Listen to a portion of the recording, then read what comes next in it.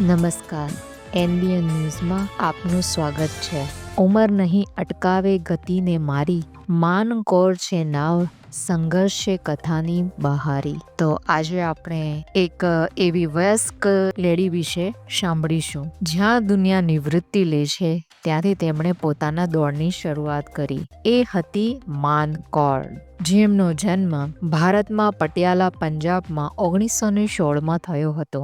માનકોર એક પ્રેરણાદાયક ભારતીય વયસ્ક એથ્લીટ હતી, જેમણે પોતાના જીવનમાં અંતિમ વર્ષોમાં પણ રમતગમતમાં નોંધપાત્ર સફળતા મેળવી હતી. માનકોરે 93 વર્ષની ઉંમરે દોડવાની શરૂઆત કરી. તે સમયે તેમના પુત્ર ગુરુદેવ સિંહે તેમને પ્રોત્સાહન આપ્યું કે તેઓ માસ્ટર્સ એથ્લેટિક્સ સ્પર્ધામાં ભાગ લે. એટલે એ જ વયે તેમણે દોડવાનું શરૂ કર્યું અને એ પછી ફરી ક્યારેય પાછા ન વળ્યા. તેમણે ભારતમાં તેમજ આંતરરાષ્ટ્રીય સ્તરે અનેક મેડલ જીત્યા.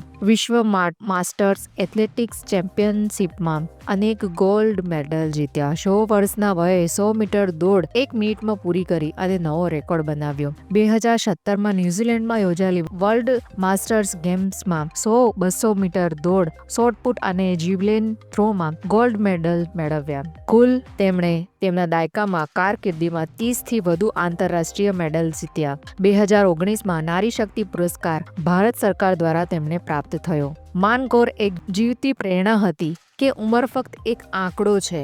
તેમનું જીવંત ઉદાહરણ એ બતાવે છે કે યોગ્ય મનોવૃત્તિ, દ્રઢ મનોબળ અને નિયમિત જીવનશૈલીથી કોઈ પણ વયે નવી શરૂઆત કરી શકાય છે. માનકોર માત્ર એક ખેલાડી નહોતી, પણ એક જીવંત પ્રેરણા હતી કે શરૂઆત માટે ઉંમર કોઈ અવરોધ નથી. તેમણે શીખવ્યું કે દ્રઢ ઈરાદો, આત્મવિશ્વાસ અને અભ્યાસ જીવનની દરેક અવસ્થામાં સફળતાની દોડ જીતાડી શકે છે. આજે પણ તેમનું જીવન સંદેશ આપે છે કે ઊભા થાવ, દોડો, કારણ કે સમય જ સૌથી મોટો પ્રતિસ્પર્ધી છે. તો આવા જ નવા વિષયો સાથે મળતા રહીશું. ધન્યવાદ.